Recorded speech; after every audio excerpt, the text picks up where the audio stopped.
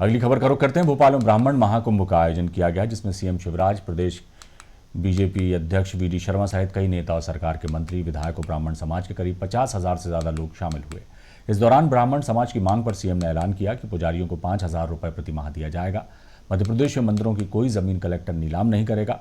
अब से मंदिरों के पुजारी 1 साल के लिए लीज पर जमीन दे सकेंगे। ब्राह्मण समाज के छात्रों की शिक्षा के लिए भोपाल में जमीन का आवंटन का भी सीएम ने ऐलान किया और उन्होंने ये भी कहा कि समाज के ऐसे छात्र जो पढ़ने में मेधावी हैं, उनकी मेडिकल और इंजीनियरिंग की फीस सरकार देगी। उन्होंने कहा मध्य प्रदेश में लव जिहाद नहीं चल सकता।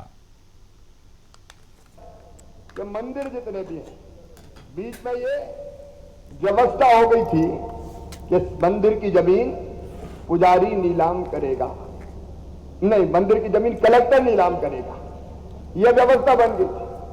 तत्काल प्रभाव से हमने ये फैसला किया है कि मंदिर की जमीन नीलाम करना मतलब परमानेंट नीलाम नहीं, 1 साल के लिए देते हैं।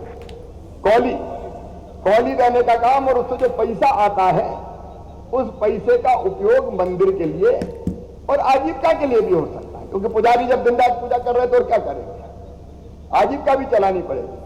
और इसलिए मध्य प्रदेश में मंदिरों की कोई जमीन कलेक्टर नीलाम नहीं करेगा, पुजारी जी नीलाम करेंगे,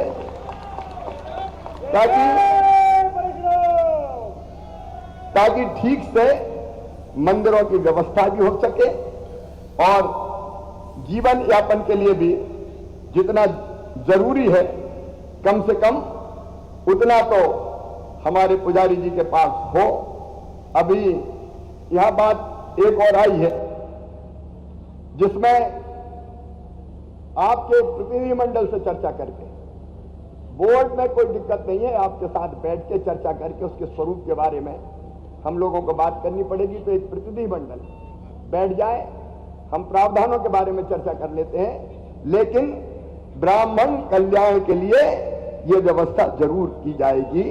उसके स्वरूप के बारे में आपसे बात करके मैं तय करूंगा।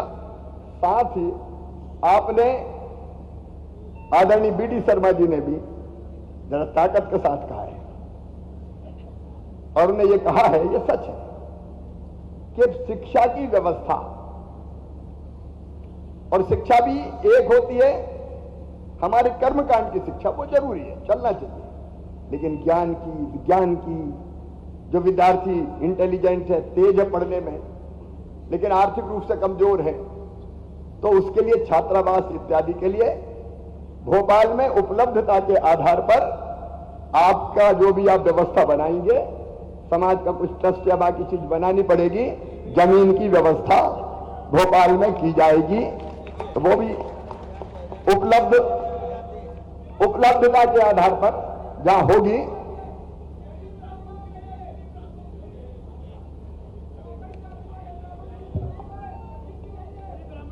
अच्छा, गरीब ब्राह्मणों के लिए भी मामा है, आप काय को चिंता करते हैं कुछ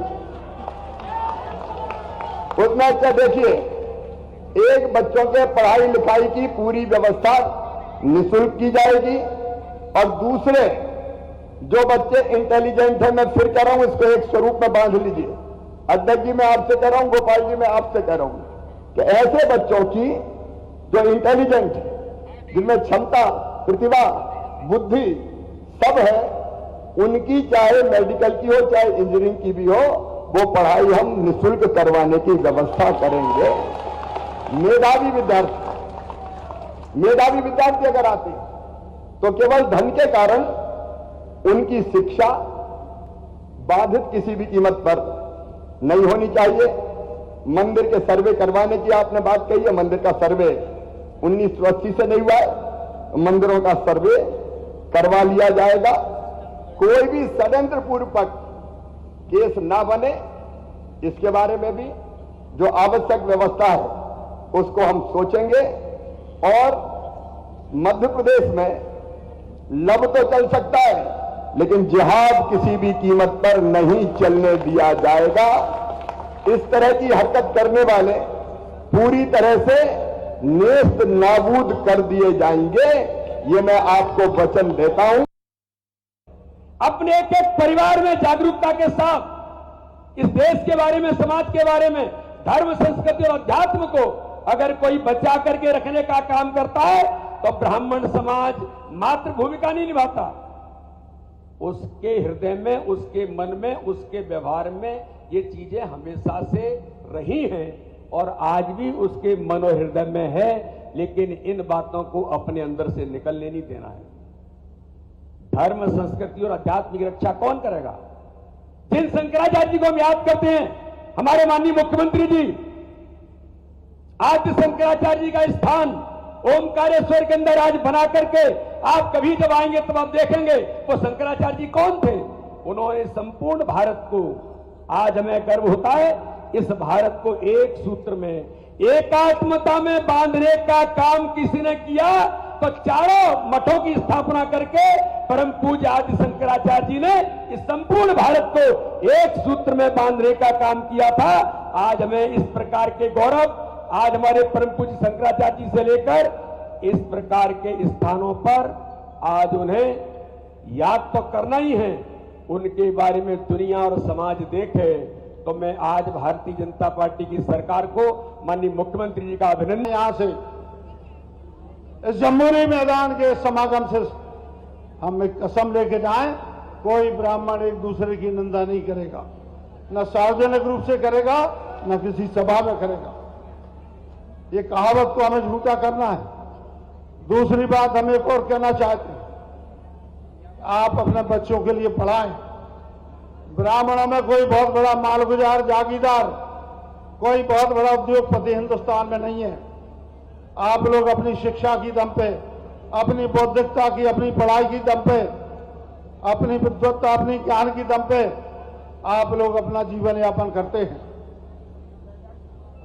बहुत से लोग जो विद्वान थे, अवसर न मिलने के कारण से विदेशों में चले गए, अमेरिका, यूरोप में, ऑस्ट्रेलिया में, सब जगह चले गए। मैं इतना ही कहना चाहता हूं, हमें इस देश को समृद्ध बनाना है। जो पलायन हो रहा है प्रतिभा का, पलायन नहीं होना चाहिए। हमें इसी देश में रह के और अपनी जन्मभूमि की, अपनी मातृभूमि की, अपनी भारत भूमि की सेवा